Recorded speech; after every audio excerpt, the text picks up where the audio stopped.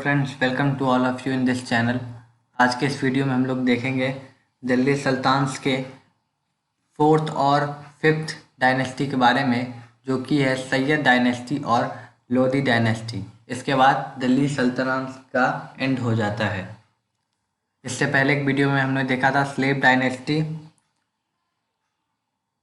Khilji dynasty and Tughlaq dynasty के बारे में। तो आज शुरू करेंगे। सबसे पहले हम लोग सैयद डायनेस्टी, जो कि दिल्ली सुल्तान्स का चौथा डायनेस्टी है। सैयद डायनेस्टी, जिसका पीरियड है 1414 टू 1451। काफ़ी शॉर्ट पीरियड रहा इस डायनेस्टी का। सबसे शॉर्टेस्ट पीरियड इसी डायनेस्टी ने दिल्ली सुल्तान्स पे रूल किया और 4 रूलर रहे। सबसे पहले खिजीर खां, इनका पीरियड है 1414 टू 1421। उसके बाद मुबारक शाह, जिनका पीरियड है 1421 टू 1433। फिर मोहम्मद शाह, जिनका पीरियड है 1434 टू 1445। और लास्ट में आलम शाह 1445 टू 1451। तो कोई भी रूलर बहुत ज़्यादा इम्पोर्टेंट नहीं है एग्ज़ाम के हिसाब से, फिर भी थोड़ा थोड़ा डिटेल में हम लोग पढ़ेंगे सभी के बारे में। सबसे पहले खिजीर खां 1440 to 1421 CE. Before Taimur left India, he appointed Khizir Khan as the governor of Multan. Taimur Khan ने गवर्नर बना दिया था मुल्तान का खिजीर खां को। He captured Delhi and founded Syed dynasty in 1440 CE. तो जब तुगलक डायनेस्टी का एंड हुआ तब खिजीर खान ने दिल्ली पे कैप्चर किया और 1414 CE में सैयद डायनेस्टी की फाउंडेशन की। He did not adopt a title of Sultan and was content with रायात-ई-आला। इसने सुल्तान के टाइटल को नहीं अपनाया, इसने रायात-ई-आला के टाइटल को अपनाया। He is considered to be the important ruler of Syed dynasty. Syed dynasty का काफ़ी important रूलर रहा ये। He tried to consolidate the Delhi Sultan but in vain. He died in 1421। तो दिल्ली सुल्तान को कंसोलिडेट करना चाहा, लेकिन 1421 में इसकी मृत्यु हो गई। फिर आते मुबारक शाह, जो कि खिजीर खां के सक्सेसर, उनके बेटे हुए मुबारक शाह। 1421 टू 1433 इन्होंने रूल किया। उसके बाद मोहम्मद शाह, जिनका पीरियड रहा 1434 to 1443 CE। Mohammed Shah who succeeded Mubarak Shah was always busy acting against conspirators and gradually lost over his novel। तो उतने सफल सुल्तान नहीं रह पाए और नॉवेल्स का विरोध इनको भी सहना पड़ा था। जैसा कि कई सुल्तानों को नॉवेल्स का विरोध सहना पड़ा, ऊपर भी रजिया सुल्ताना, ऐसे कई सुल्तान हुए जिन्हें से नॉवेल्स खुश नहीं थे। Mohammed Shah died in 1445 CE and was succeeded by his son Alam Shah. 1445 में इनकी मृत्यु हुई और इनको सक्सीड किया इनके बेटे आलम शाह ने।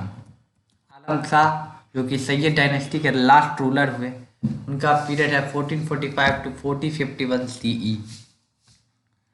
He was the weakest amongst all Sayyid princes and proved to be incompetent। तो सबसे कमजोर शासक हुए सैयद वंश के आलम शाह।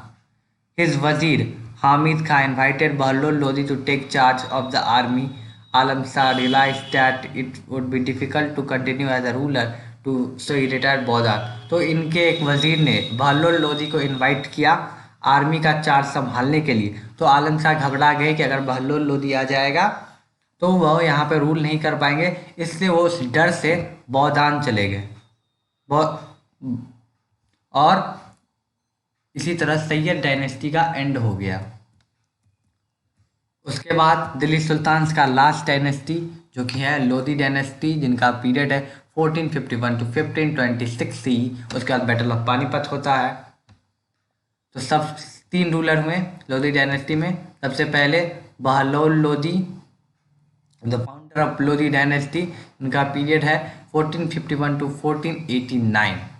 उसके बाद सिकंदर लोधी, उनके बेटे, 1489 टू 1517 उनका पीरियड है। The most prominent ruler of Lodhi dynasty founded Agra city. काफ़ी प्रोमिनेंट रूलर हुए लोधी वंश के और आगरा सिटी का फाउंडेशन इन्हीं ने किया था, सिकंदर लोदी ने। उनके बाद आए इब्राहिम लोदी, जिनका पीरियड रहा 1517 to 1526।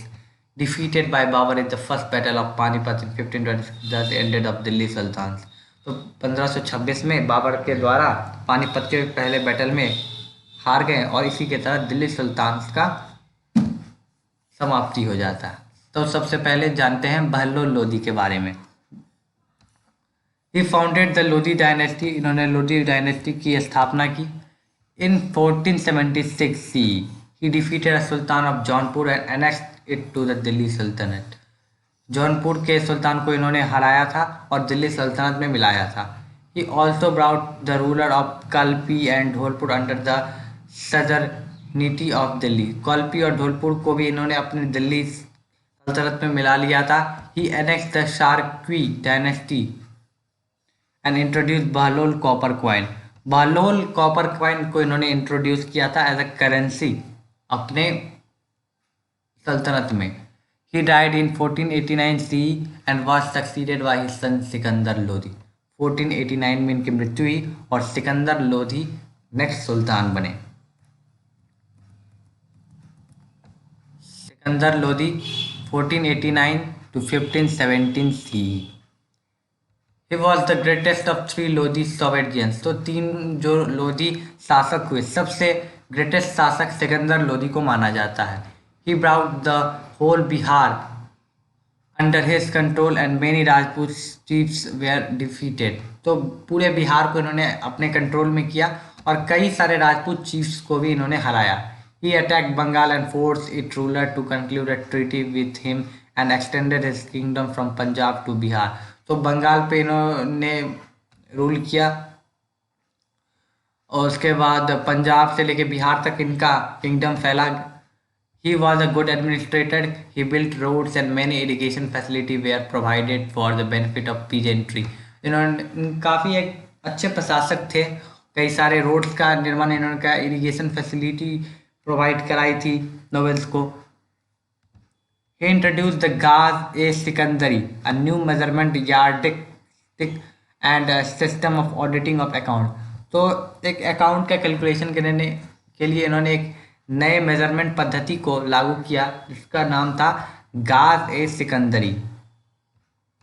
Despite having aboundable qualities, he was a bigot and was intolerant towards non-Muslim। Many temples were destroyed and he reimposed jizya on non-Muslim। तो काफ़ी सारी क्वालिटीज़ भी थे इनमें, लेकिन नन मुस्लिम के खिलाफ काफ़ी इंटॉलरेंस थे। इन्होंने काफ़ी सारे मंदिर को भी तोड़ा और जिजिया टैक्स को फिर से इम्पोज कर दिया था नन मुस्लिम्स पे। In 1504 he founded Agra and wrote Persian verse under the name Gulrukhi. तो 1504 में इन्होंने आगरा सिटी की स्थापना की थी। उनके बाद इब्राहिम लोदी, इनका पीरियड है 1517 to 1526। Sikandar Lodi was succeeded by his eldest son Ibrahim Lodi, and who was an arrogant and repressive ruler। He insulted his nobles in the court and the one of the revolted were put to death। Sikandar Lodi के बाद उनके सबसे बड़े बेटे इब्राहिम लोदी नए सुल्तान बने, लेकिन वो नोवेल्स का काफ़ी इंसल्ट करते थे और जो भी उनके खिलाफ रिवोल्ट करता था उनको मृत्यु की सजा देते थे। Daulat Khan Lodi, the governor of Punjab was humiliated and disaffection between the king. Daulat Khan Lodi जो पंजाब के गवर्नर थे वो किंग से डिसअफेक्शन था, वो खुश नहीं थे उनके बिहेवियर से। And courtier become more common during his reign. Greatly displeased by the attitude of Ibrahim Lodi, दौलत Khan Lodi invited Babar to invade India। तो इब्राहिम लोदी के बिहेवियर से खुश न होकर दौलत खां लोदी ने बाबर को इंडिया पे अटैक करने के लिए इनवाइट किया।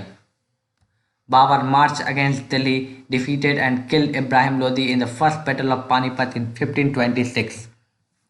1526 में बाबर ने दिल्ली में मार्च किया और इब्राहिम लोदी को